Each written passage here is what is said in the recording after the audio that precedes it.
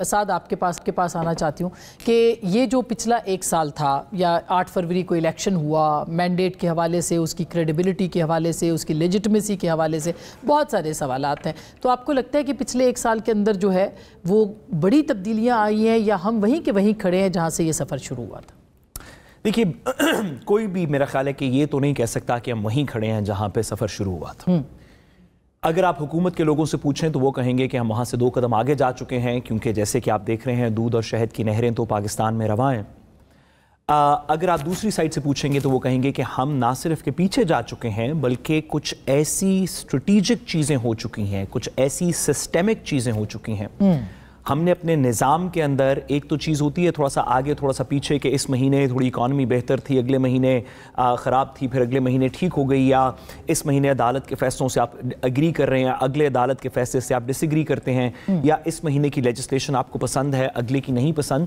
کچھ تو روزمرہ کی باتیں ہیں، لیکن کبھی کبھی نظام سسٹم کو اس طرح تبدیل کر دیتا ہے کہ اس کا اثر صرف اس سیاسی لمحے پہ نہیں پڑتا بلکہ آنے والی دہائیوں پہ پڑتا ہے۔ اور ہم نے اس پچھلے عرصے کے اندر دیکھا کہ جہاں پہ کچھ لوگوں نے سیاسی طور پہ بہتر کیا یا آگے ہو گئے، کچھ سیاسی طور پہ چلے گئے یا پیچھے ہو گئے یا خراب ہو گئے، اس کے درمیان میں کچھ ایسی چیزیں ضرور ہوئیں اس سال کے اندر جس نے پاکستان کی تاریخ پہ، سیاست پہ اور خاص طور پہ عدالت پہ بطور وکیل میں کہوں پرماننٹ سکارز کو چھوڑ دیے، جس میں سب سے پہلی بات یہ کہ وہ جو ایک ون آف چیز لگتی تھی پچھلے الیکشن سے پہلے کہ بندیال صاحب کا وہ فیصلہ تھا کہ فلاں وقت پہ آپ الیکشن کروا دیں، تو ایک ون آف چیز لگتی تھی کہ سپریم کورٹ نے فیصلہ بھی دیا اور مانا بھی نہیں گیا، ایسے کبھی تاریخ میں پہلے نہیں ہوا تھا، آئندہ ہونے کی نوید نہیں تھی۔ 12 جولائی کے فیصلے کو جو آج تک نہیں مانا گیا، اس کے بعد عدالت کو ایک بہت سیریس ٹھیس پہنچی جس سے عدالت ابھی تک ریکور نہیں کر سکی عدالت کی کریڈیبلٹی کو۔ اگر یہ کافی نہیں تھا تو 26ویں ترمیم کے اندر جس طرح سسٹم کو چینج کر کے جو بھی حکومت وقت ہو، آج نون لیگ کی حکومت ہے، ان کی الائز کی، کل کو کسی اور کی ہوگی، بٹ پارلیمنٹری کمیٹی جس میں حکومت کی میجورٹی ہے وہ چیف جسٹس کو پک کرے گی، اور ایک جوڈیشل کمیشن جس میں حکومت کی پھر بھی آواز سب سے زیادہ بھاری ہوتی ہے وہ کانسٹیٹیوشنل کیسز کو کے بینچ کو پک کرے گی۔ آپ کو نہیں لگتا کہ پارلیمنٹری بالادستی بھی ایک ظاہر ہے کہ پارلیمنٹ کی جو بالادستی ہے وہ بھی ایک بڑا ضرور ہے، لیکن ہماری پارلیمان نے آرٹیکل 175 کے آئین کے آرٹیکل 175 میں خود کہا، کسی اور نے نہیں، پارلیمان نے خود کہا کہ ہم جوڈیشری کو انڈیپینڈنٹ رکھیں گے، کہا کہ یہ ایگزیکٹو سے بھی علیحدہ ہوگی، یہ لیجسلیچر سے بھی علیحدہ ہوگی۔ پارلیمان نے خود آرٹیکل 8 کے اندر جہاں پہ اسٹیٹ کی ڈیفینیشن دی وہاں پہ پارلیمان اور ایگزیکٹو کی ڈیفینیشن دی، جوڈیشری اسٹیٹ کا حصہ نہیں ہے۔ تو وہی پارلیمان جو اس آئین کے تقدس کو بڑھانا چاہتی ہے، اسی پارلیمان نے اس آئین کے ایک پرنسپل کو جس کے اوپر ہمارا پورا بنیادی سٹرکچر کھڑا ہے کہ سیپریشن ہوگی جوڈیشری میں اور ایگزیکٹو پارلیمنٹ میں، وہ چینج کر دیا۔ اس تناظر سے اگر آپ دیکھیں تو اس سال میں جہاں ہم نے کچھ چیزیں ضرور پائی ہوں گی جو ہم نے سسٹم کے اندر کھویا، میرا خیال ہے وہ زیادہ ہے۔ اچھا، وہ یعنی وہ آئینی ترمیم کے ذریعے سے جس کو کہ حکومت ریفارمز کا نام دیتی ہے، جس چیز کو آپ نے ترمیم کی وہ تو آپ نے جوڈیشری کے اوپر حکومت کا ایک سایہ کریٹ کیا، وہ سلیکشن آف ججز کا مسئلہ ہے، وہ جوڈیشل کمیشن ہو یا پارلیمنٹری کمیٹی ہو، اس بات کو حکومت 63 ہے یا جوڈیشری کے ماضی کے پیچھے چھپ کے اس کو ختم نہیں کر سکتی۔ یہ پرماننٹ سسٹمیٹک چینج ہے۔ آپ حکومت کے 3 بکلا کے علاوہ کسی انڈیپینڈنٹ سے پوچھیں گے تو یہی بتائے گا۔ بالکل اس کے اوپر بالکل بحث ہو سکتی ہے، لیکن شہباز ہم معیشت کا دیکھتے ہیں۔ مثلا اگر حکومت کی بات کی جائے تو وہ کہتے ہیں جی کہ 1 سال مکمل ہوا ہے، اس میں ڈالر کے اندر استحکام رہا، ترسیلات زر میں اضافہ ہوا، اس کے اندر جو ہے وہ آپ کے ذخائر بڑھے، اس کے اندر جو ہے مہنگائی میں کمی ہوئی، اور یہ ہم نے دیکھا بھی ہے کہ پہلے سے بہتر مہنگائی کے حوالے سے بہت ضرورت ہے، گو کہ کروڑوں لوگ جو ہیں وہ اب خط غربت کے نیچے جا چکے ہیں نیچے، لیکن بہرحال ایک سٹیبلٹی تھوڑی بہت ہمیں نظر آتی ہے۔ Do you agree with this narrative جو کہ گورنمنٹ جو ہے وہ بتاتی ہے؟ جی بسم اللہ الرحمن الرحیم، بہت شکریہ آپ کا۔ دیکھیے اگر آپ فروری 2024 کے مقابلے میں آج دیکھیں تو ایک ریلیٹیو ٹرمز میں ایک سٹیبلٹی آپ کو نظر آتی ہے۔ اس وقت پاکستان کے ڈیفالٹ ہونے کا، بلکہ اس سے بھی اگر آپ 7-8 ماہ پیچھے چلے جائیں نا، جون 2023 تک پاکستان کے ڈیفالٹ ہونے کا بہت زیادہ چانس تھا، اور وہ چانس پھر آہستہ آہستہ ریسیڈ اس لیے ہوا کہ پاکستان IMF کے پروگرام میں پہلے چلا گیا، جب کیئر ٹیکر گورنمنٹ تھی، وہی چیزیں فائنل کر کے گئے تھے PDM کی گورنمنٹ والے، پھر جب یہ نئی گورنمنٹ وہ برج پروگرام بن گیا، ایک نیا بڑا 3 سال کا پروگرام بن گیا۔ جب 3 سال کا پروگرام آ گیا, جو ابھی اس کا پہلا ریویو اگلے مہینے سے شروع ہو جائے گا, جو باقاعدہ ریویو, اس سے پہلے ایک ایمرجنسی IMF کا مشن پاکستان آیا تھا, وہ ایک سیپریٹ چیز تھی. تو جب پہلا ریویو آپ کا ہونے جا رہا ہے اور آپ کے دیوالیہ ہونے کی بات نہیں ہو رہی, تو یہ ایک بہت بڑی حکومت کی کامیابی کہی جا سکتی ہے, اس میں کوئی شک والی بات نہیں ہے. کیا اس سے پاکستان کے لوگوں کی زندگیوں میں کوئی بہتری آئی ہے, جو فنڈامنٹل سوال پوچھا جاتا ہے. بالکل. کیا مہنگائی کم ہوئی ہے, اور کیا جو اوور آل جو اکنامک انڈیکیٹرز ہیں اس میں بہتری آئی ہے. اس وقت جو پاکستان کی اکانومی ہے نا, اس کو ایک مینجڈ رجیم کے ذریعے, کنٹرول رجیم کے ذریعے پاکستان کی اکانومی کو چلایا جا رہا ہے. پاکستان کی جو درآمدات ہیں اس کو فلی گرو نہیں ہونے دیا جا رہا. جو اس کا جتنی پاکستان کی اکانومی کو درآمدات کی ضرورت ہے, کیونکہ پاکستان کا مسئلہ یہ ہے کہ جہاں پہ جو لوکل ہماری بھی اشیاء بنتی ہے نا, اس کا جو را مٹیریل بھی ہے وہ باہر سے آتا ہے. تو جب آپ نے باہر سے, چونکہ پاکستان کے پاس ڈالرز نہیں تھے, تو آپ کو روکنا پڑا, حکومت کے پاس اس کے علاوہ کوئی چارہ نہیں تھا. تو جب ڈالرز کی وجہ سے درآمدات کو روکا, تو آپ کی مشینری جو تھی انڈسٹری کی, اس کا پہیہ رک گیا. پھر IMF کے پروگرام کے تحت دونوں پروگرام, جو پچھلا ختم ہوا ہے چھوٹا پروگرام, یہ بڑے والا, بجلی کی قیمتوں میں اضافہ, گیس کی قیمتوں میں اضافہ, پھر پاکستان کی تاریخ کا بدترین بجٹ جو ہے وہ جون 2024 میں آیا. تو یہ وہ سارے فیکٹرز تھے جس کی وجہ سے جو لوگوں کی زندگیوں میں مزید تکالیف آئی. اور تیسری چیز جس کو کہا جاتا ہے کہ مہنگائی جو ہے وہ کم ہو گئی ہے, مہنگائی کم نہیں ہوئی. پہلے جو مہنگائی بڑھ رہی تھی وہ 30%, 25%, 35%, یا جو ہائیسٹ پیک گئی 38% تک مہنگائی بڑھنے کی رفتار تھی. یہ جو چیز گلاس پڑا ہوا ہے پانی کا, یہ پچھلے سال 38% مہنگا ہوا, اس سال پھر مہنگا ہوا 38% کی اوور اینڈ ابو, اور ان ایوریج آج بھی 7%, 6.5% اس کی قیمت بڑھی ہے. تو جو لوگوں کو ایک پرابلم آتا ہے یہ بات سمجھنے میں, اور جو حکومت اس کا فائدہ اٹھاتی ہے, جب جاتا ہے بازار میں تو کہتے ہیں جی سب کہہ رہے ہیں مہنگائی کم ہے, مہنگائی تو کم نہیں ہوئی ہے, وہ جگہ وہ چیزیں تو اس کی اپنی قیمت اس سے پہلے زیادہ بڑھ گئی نا. ایک چیز جس کی قیمت واقعی کم ہوئی ہے وہ گندم ہے اور آٹا ہے, کیونکہ وہاں پہ کچھ ہمارے فارمر کمیونٹی کا قصور تھا, کچھ حکومت کا قصور تھا. فارمر کمیونٹی کا قصور یہ تھا کہ جب امدادی قیمت کو یکدم سیاسی وجوہات کی بنا پر PDM کی حکومت نے آتے ہی اس کو 39 روپے فی من کر دیا گندم کی امدادی قیمت کو. پیپلز پارٹی کا اس میں بڑا رول تھا, ایگریکلچر اکانومی کو وہ سپورٹ کرتے ہیں, ان کا بیک گراؤنڈ ہے, ان کا ووٹ بینک ہے وہاں پہ, تو وہ 3900 روپے کرنا بھی غلط تھا. لیکن ہمارا جو کسان بھائی تھا اس نے وہ 3900 روپے کی نہیں بیچی, اس نے 5500 روپے فی من تک وہ قیمت بیچی. تو اس کی وجہ سے آپ کو پتہ ہے کہ جو پیک آیا تھا مہنگائی, اس میں ایک بڑا رول یہ تھا. پھر اگلے سال یہ ہوا, IMF کا پروگرام آیا, پنجاب کی حکومت نے یہ فیصلہ کیا کہ ہم نے اتنی گندم خرید لی ہے اور بہت ساری چیزیں, تو اب قیمت اس کی کریش کر گئی.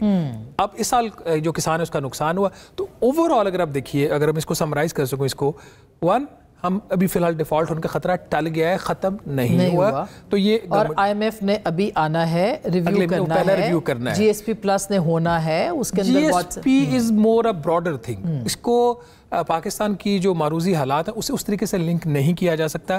یورپی یونین نے اپنی وجوہات کی بنا پر اس کو 3 سال کی ایکسٹینشن دی تھی سارے ممالک کے لیے, صرف پاکستان کے لیے نہیں, کیونکہ یورپین پارلیمنٹ نئی وجود میں آ رہی تھی, اس کی وجہ سے وہ ایکسٹینشن ہے وہ. لیکن وہ اب دوبارہ سارا پروسیس شروع ہوگا, اور اس کے اندر جو ہے وہ ہیومن رائٹس بہت امپورٹنٹ ہے, اس میں جو فریڈم آف سپیچ ہے وہ بہت امپورٹنٹ ہے, اس کا بھی جائزہ لیا جائے گا.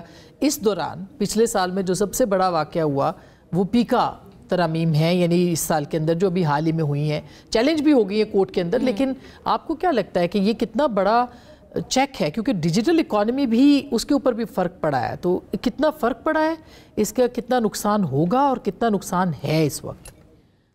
دیکھیں, پیکا اگر جو پیرنٹ قانون دیکھا جائے تو وہ اٹ سیلف ایک پرابلمیٹک قانون تھا, اور جو کہ پچھلی حکومتوں کے ادوار میں چلتا رہا ہے اور حکومتیں چلاتی رہی ہیں, اور ہر حکومت کی کوشش رہی ہے کہ اس کو مزید خطرناک ہی بنائیں. کسی کی کوشش کامیاب ہو گئی اور کسی کی کوشش ناکام ہوئی. تو ابھی ہم نے جو دیکھا وہ یہ کہ کوشش کی گئی اور بھرپور کی گئی اور اس کو پاس کرا لیا گیا بہت تیزی کے ساتھ. یہ جو ترامیم ہیں آسما, یہ میں سمجھتی ہوں کہ یہ صرف کوئی چند ترامیم نہیں ہے, یہ پورا کا پورا پیکا کا قانون جو ہے انہوں نے اوور ہال کیا ہے, کیونکہ اس میں صرف انہوں نے فیک نیوز اور فالس نیوز اور یہ صرف اس کو کرمنلائز نہیں کیا گیا, بلکہ انہوں نے ایجنسی بھی تبدیل کر دی ہے, سوشل میڈیا اتھارٹی بھی بنانے جا رہے ہیں. تو جو ایسی باڈیز جو ریگولیٹ کریں گی کانٹینٹ کو وہ بھی تبدیل ہونے جا رہی ہیں, جو پینلائز کریں گی وہ سائبر کرائم ایجنسی نہیں ہوگی وہ بھی تبدیل ہونے جا رہی ہے, سوشل میڈیا کمپلین سیل بننے جا رہا ہے, ایک ٹرائبونل. تو آپ یوں سمجھے کہ یہ ایک نیا قانون ہے جو کہ ترامیم کا نام تو دیا گیا ہے لیکن پورے قانون کی شکل تبدیل کر دی گئی ہے. میرا نہیں خیال کہ یہ کوئی انکریجنگ بات ہے, خاص طور پہ جب آپ نے کسی سے مشاورت نہ کی ہو, جب آپ نے اسٹیک ہولڈرز کو بٹھا کے پوچھا نہ ہو کہ پرانے قانون میں کیا مسئلے تھے اور ہم بہتری کیسے لا سکتے ہیں, جیسے مختلف سیاسی جماعتیں کہتی رہی ہیں کہ ہم ترمیم کرنا چاہتے ہیں اور اب بات کرنا چاہتے ہیں, لیکن آپ ترامیم لے آئے اور آپ نے 1-2 دنوں کے اندر جو ہے اس کو کس طریقے سے پاس کرا لیا. اب مسئلہ یہ ہے کہ جو اس میں ڈیفینیشنز ڈالی گئی ہیں فیک اور فالس نیوز کی, ہارمفل کانٹینٹ کی, وہ اتنی وسیع ہیں, وہ اتنی براڈ ہیں کہ آسما اس میں کسی کی بھی کہیں بھی کوئی بھی بات آ سکتی ہے. اور دوسری بات یہ کہ آپ جو قانون کے بیسک اسٹرکچر ہے, ڈیو پروسیس آف لا ہے, اس سب کو بالکل کنارہ کشی کر کے آپ کہہ رہے ہیں کہ اگر میں نے آپ کے بارے میں مثال کے طور پہ کوئی بات کی ہے اور آپ کو لگے کہ یہ تو ایک جھوٹی بات ہے اور میری ریپوٹیشن نگہت خراب کر رہی ہیں, لیکن آپ کہیں گی میرے پاس وقت نہیں ہے کہ میں اس کے خلاف کوئی شکایت کروں تو میں کچھ نہیں کرتی. لیکن شہباز صاحب جو ہیں وہ کہیں نہیں آسما کی تو وہ ہو گئی ہے, انہوں نے تو فالس نیوز پھیلائی ہے, تو یہ چلے جائیں گے اور جا کے میرے خلاف کمپلین کر دیں گے. تو جو کمپلیننٹ کی جو ڈیفینیشن ہے وہ اتنی وائڈ کر دی گئی ہے, سوشل میڈیا پلیٹ فارمز کی ڈیفینیشن اتنی وائڈ کر دی گئی ہے کہ آپ اور میں ایک واٹس ایپ گروپ میں کھل کے بات نہیں کر سکیں گے, کیونکہ ہمیں یہ خدشہ ہوگا کہ کوئی تیسرا بندہ جو ہے اس کو شاید یہ بات ناگوار گزرے اور وہ کہے یہ جعلی خبر ہے اور یہ کوئی پروپیگنڈا پھیلا رہے ہیں, تو وہ آپ کے خلاف کمپلین ہو سکتی ہے. اب فائن کی بات جو ہے وہ بھی ایک ہے, اور یہ کہ کس طریقے سے بلاک کیا جائے گا کانٹینٹ یا اس کو سسپینڈ کیا جائے گا یا جو بھی ہے, لیکن جو پینلائز کرنا ہے وہ ایک بہت خطرناک سزائیں جو مقرر کی گئی ہیں اس کے حوالے سے وہ خطرناک ہیں, اور اس کا ظاہر ہے کہ اس کی امپلیکیشنز بھی ہیں. اچھا, اس کے میں نے اب سے انٹرنیٹ جو سلو ہوا, ظاہر ہے کہ حکومت کے آتے ہی جو ہے وہ ٹویٹر پہ بھی پابندی لگ گئی اور سارا اس کے اوپر بھی پوچھ رہے ہیں, لیکن مظہر صاحب آپ مجھے بتائیے گا سیاست اور صحافت کے اعتبار سے, دونوں اعتبار سے, اور آپ نے معیشت کی بھی بات سنی ہے, پچھلا 1 سال جو ہے اس کا رپورٹ کارڈ آپ کے پاس کیا ہے, حکومت کا بھی اپوزیشن کا بھی؟ دیکھیں, ایک ورڈ میں ریجیمنٹیشن آف ڈیموکریسی, ڈیموکریسی کو ریجیمنٹائز کر دیا گیا ہے کہ آپ ریاست کے 4 ستون ہیں نا, وہ 3 ستون آپ کے سامنے کہ ان کا کیا حشر ہے, پارلیمنٹ, میڈیا اور جوڈیشری. اب اگر ریاست کے یہ 3 ستون جو ہیں اسی کو تتر بتر کر دیا گیا ہے تو آپ ایک سسٹم کو کیسے چلا سکتے ہیں؟ ابھی اکانومی کی بات کی, ظاہر ہے شہباز ایکسپرٹ ہیں اس میں, لیکن جو ڈالر کا مسئلہ تھا وہ اتنا بڑا اسکیم تھا کہ آپ نے یہ ڈالر کا ایشو ریزالو تو کر لیا, لیکن ذرا بتائیں نا کہ کتنے بینکس اور بینکس کے ایگزیکٹوز اس میں انوالوڈ تھے. یہ چیز انڈر دا کارپیٹ ختم کر دی گئی, بس یہ کہہ دیا گیا کہ ڈالر کو اپنی اصل پوزیشن میں لے آئیں, اور وہ لے آئے, اور یہ کسی اسحاق ڈار یا XYZ کسی اور نے نہیں کیا. یہ جنہوں نے کیا, جو سسٹم کو چلا رہے ہیں, انہوں نے ہی اس چیز کو کیا, انہوں نے ہی جا کے بینک ایگزیکٹو سے بات کی, اور شہباز مجھ سے زیادہ بہتر جانتے ہیں اس چیز میں. جو بنیاد ہے اس پورے 1 سال کی وہ 8 فروری ہے. 8 فروری کا الیکشن ہی غیر آئینی تھا, اس لیے کہ الیکشن تو آئینی طور پہ اکتوبر میں ہونا چاہیے تھا.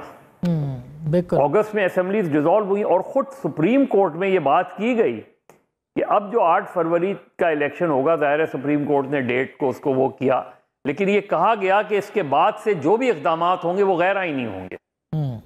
تو جو بنیاد ہے اس پورے 1 سال کی وہی غیر آئینی تھی. پھر جو اگر آپ اس کو 1 ورڈ میں لیں 8 فروری کے الیکشن کو, تو میرے نقطۂ نظر سے, اور میں یہ بات بارہا کہتا رہا ہوں, کہ ڈیجیٹلائزیشن نے ٹریڈیشنل پالیٹکس کو شکست دی. آپ دیکھیں کہ ایک جماعت, اس کے اوپر اس کے پاس کوئی ایسا ذریعہ نہیں تھا کہ ان کا ووٹر نارملی جا کے ووٹ دے دیتا, نہ سمبل کا پتہ تھا اس کو, نہ کسی اور چیز کا, جو پابندیاں تھیں. تو انہوں نے ڈیجیٹل پلیٹ فارم یوز کیا, اور اس ڈیجیٹل پلیٹ فارم کو اتنا سکسیسفلی انہوں نے امپلیمنٹ کیا کہ پاکستان کی جماعتی انتخابات کی تاریخ میں پہلی مرتبہ ایسا ہوا ہے کہ جو لوگ آزاد لڑے وہ ان کی میجورٹی تھی. تو یہ جو تھا یہ ایک بہت ہی ان یوزول غیر متوقع جو ہے کنٹرول ڈیموکریسی جو تھی اور ہم اس کے اندر بالکل ایک کنٹرولڈ میڈیا ہے, کنٹرول ڈیموکریسی ہے, یہ سب کچھ اس کے اندر ہم نے 18 سے سفر کیا, ہم 24 میں اور زیادہ وہاں خراب ہو, ہائیبریڈ سے شروع ہوئے, ہائیبریڈ پلس پہ آ گئے, بلکہ شاید اس سے آگے چلے گئے اب. تو یہ تو ظاہر ہے کہ پھر اب آپ یہ دیکھیں نا کہ جہاں یہ دیکھیں نا آسما کہ جہاں آپ اس سچویشن میں کھڑے ہیں کہ جہاں جو ہے اپوزیشن پہ الزام ہے کہ وہ 2018 میں, اور بالکل ٹھیک ہے 2018 کا الیکشن مینیج ہوا, تو پھر سسٹم تو نہیں ہوا نا. پھر آپ کسی سسٹم کو آپ نے مینیج کر کے بہت اچھا کر لیا جی, اکانومی بڑی اچھی چل رہی ہے, لیکن کیا یہ سسٹینیبل ہے سسٹم اس طرح؟ کیا اگلا الیکشن بھی ایسا ہی ہوگا؟ کیا ابھی جو بلدیاتی الیکشن اوور ڈیو ہیں پنجاب میں جو اکتوبر میں ہونے تھے وہ ابھی تک نہیں ہوئے, وہ بھی اسی طرح ہوں گے؟ تو اگر اسی طرح چیزیں چلیں گی تو پھر سسٹم نہیں چلے گا. پھر سسٹم جو اسی طریقے سے کنٹرول ہوگا کہ جی ڈائریکٹ آنے کی ضرورت ہی نہیں ہے, انڈائریکٹلی اگر سب جو ہے. اور جو میڈیا کے ساتھ ہوا ہے, میڈیا کے ساتھ میسیکر ہوا ہے. یہ جو میڈیا کا میسیکر ہے یہ آپ بالکل ایک طریقے سے آپ سمجھ لیں جس نے ایک سسٹم کو, پاکستان کے پولیٹیکل سسٹم کو ایروڈ کر دیا ہے. پاکستان کا پولیٹیکل سسٹم ختم ہو کے رہ گیا ہے. جی نہیں, صحیح بات ہے. یہ تو ظاہر ہے کہ اب اس سسٹم کو ریوائیو کیسے کرنا ہے, اب وہ ایک سب سے بڑا مسئلہ ہے. یہی آسما یہی کیوس ہے. یہی پچھلے, یہ تو میری کتاب تو پچھلے 10 سال کا کیوس بتا رہی ہے نا, یہ پاکستان کے 70 سال کا کیوس ہے. صحیح بات, کہ آپ ایک سسٹم ہی ایوالو نہیں کر پا رہے. ٹھیک بات ہے. اچھا سعد, اب جو کہ ہم بات کر رہے تھے کیونکہ جوڈیشری کی, آپ تو ظاہر بیرسٹر بھی ہیں, قانون دان بھی ہیں اور ساری چیزوں کو دیکھتے ہیں. ایک شکوہ جو ہے نا وہ سیاسی جماعتوں کا عدلیہ کے ساتھ ہمیشہ سے رہا ہے کہ انہوں نے ایکسیس کی ہے, اپنی جو لمیٹیشن ہے اس سے ہمیشہ آگے کھل کے کھیلے. اور ہم نے دیکھا پچھلے کچھ عرصے میں خاص کر کے ایک مخصوص سیاسی جماعت کے ساتھ تو کھل کے جو ہے وہ عدالتیں کھڑی ہو گئیں. کیا ہم یہ سمجھتے ہیں کہ اس کو تبدیل نہیں کرنا چاہیے تھا, اس پہ قابو پانا, اس کو آئین کے دائرے میں لانا ضروری نہیں تھا؟ میم اگر آپ تھوڑا سا بھی تاریخ پہ نظر دوڑائیں, جیسے کہ آپ مجھ سے بہتر جانتی ہیں, تو ایک سیاسی جماعت کے ساتھ نہیں, پاکستان کے مختلف ادوار میں مختلف سیاسی جماعتوں کے ساتھ عدالتیں کھڑی رہیں. لیٹ 90s کی بات کون بھول سکتا ہے کہ میاں نواز شریف صاحب کے ساتھ عدالتیں کیسے کھڑی ہوئیں. اس سے پہلے کون بھول سکتا ہے کہ بے نظیر صاحبہ کے خلاف عدالتیں کیسے کھڑی ہوئیں. تو افتخار چودھری صاحب کا وقت کون بھول سکتا ہے جب پیپلز پارٹی کے خلاف عدالتیں کام کر رہی تھیں. تو یہ, اور فائز عیسیٰ صاحب کا وقت بھی ہمیں نہیں بھولنا چاہیے کہ وہ کیسے ایک پولیٹیکل پارٹی کے خلاف متعدد فیصلے آئے. ثاقب نثار صاحب والی بات آپ نے بالکل درست کی کہ وہ نون لیگ کے خلاف فیصلوں کا وقت نظر آتا تھا. یہ بات آپ کی درست ہے کہ پاکستان کی عدالت نے خاص طور پہ جو متعلقہ چیف جسٹسز تھے مختلف اوقات کے اندر, انہوں نے اپنی پاور کو ایکسیس کیا. یہ بات بالکل درست ہے, لیکن اس کا سلوشن یہ نہیں ہے کہ جوڈیشری کو آپ پارلیمان کے تابع کرتے ہیں. اس کا سلوشن کچھ اور کرنا پڑے گا نا. آپ کو کہنا پڑے گا کہ اس دائرہ اختیار کو ہم کسی طریقے سے ٹھیک کرتے ہیں. آپ کو کہنا پڑے گا کہ عدالت کے پاس یہ اختیار نہیں ہے کہ وہ 62-63 کی ججمنٹ سے آپ 62-63 کو سیلف ایگزیکیوٹنگ نہ کریں, آپ 63A کے اندر اپنی کلیریفیکیشنز ٹھیک کر دیں. جو آپ نے عدالت کے ساتھ کیا وہ اس میں سے کسی چیز کو نہیں ایڈریس کرتا. اب ہوگا یہ, اب یہ نہیں ہے کہ آئینی بینچ یا چیف جسٹس کے پاس وہ اختیارات نہیں ہیں کہ وہ کسی پولیٹیکل پارٹی کے خلاف کام کرنا شروع کر دے. اب آپ نے پرماننٹ کر دیا سسٹم میں کہ جو بھی آئینی بینچ ہوگا اور جو بھی چیف جسٹس ہوگا وہ اپوزیشن کے خلاف کام کرے گا. پہلے یہ چانس تھا کہ جو چیف جسٹسز تھے, خواہ افتخار چودھری صاحب ہوں, وہ اس وقت کی حکومت وقت کے خلاف انہوں نے فیصلے دیے جب پیپلز پارٹی کا دور تھا. ثاقب نثار صاحب کے وقت بھی ایک حکومت وقت تھی جس کے خلاف فیصلے دیے جا رہے تھے. اب تو ہم 90s میں واپس چلے گئے جب اپوزیشن کے خلاف فیصلے آتے. اب آپ نے, اور اس وقت کے لوگوں پہ ڈیپینڈنٹ تھا جس کو ہم نے جوڈیشری کے تھرو ٹھیک کیا. الجہاد ٹرسٹ 1998 کے اندر ججمنٹ آئی دیگر کے تھرو کہ آپ کچھ چیزیں نہیں کر سکتے, اپوزیشن کے خلاف اس طرح ون سائیڈڈ فیصلے نہیں کر سکتے. لیکن انفارچونیٹلی پاکستان مسلم لیگ نون جس نے اس بات کو دیکھا ہے کہ اگر عدالت آپ کے خلاف کسی ڈگر پہ چل پڑے تو کتنی عجیب قسم کی پولیٹیکل سچویشن بن جاتی ہے, اس پولیٹیکل پارٹی نے ہمیشہ کے لیے, اگر یہ 26ویں ترمیم انڈو نہیں کی جاتی, تو انسٹیٹیوشنلائز کر دیا کہ ہر عدالت ہر وقت حکومت وقت کے ساتھ ہوگی. اس سے زیادہ پرسیکیوشن کیا کہی جا سکتی. لیکن حکومت مزہ صاحب, اب یہ حکومت وقت کے ساتھ جوڈیشری کھڑی ہوگی یا پارلیمنٹ کی تابع ہوگی؟ کیونکہ پارلیمنٹری جماعتیں بہرحال اس کا حصہ ہیں.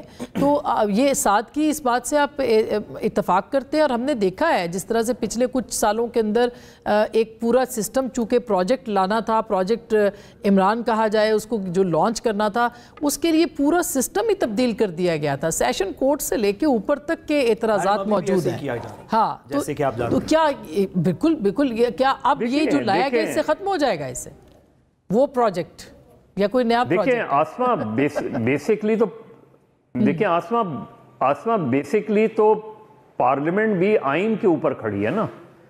یعنی اس آئین کے نتیجے میں ایک پارلیمنٹ مارد وجود میں آئی نا. پارلیمنٹ نے ایک آئین بنایا, اس کے بعد آئین سپریم ہے بنیادی طور پہ. اب پرابلم کہاں آتی ہے؟ پرابلم یہ کہ جوڈیشری کا جب جی چاہتا ہے وہ اس آئین کو اپنے مقاصد کی خاطر انٹرپریٹ کرتی ہے.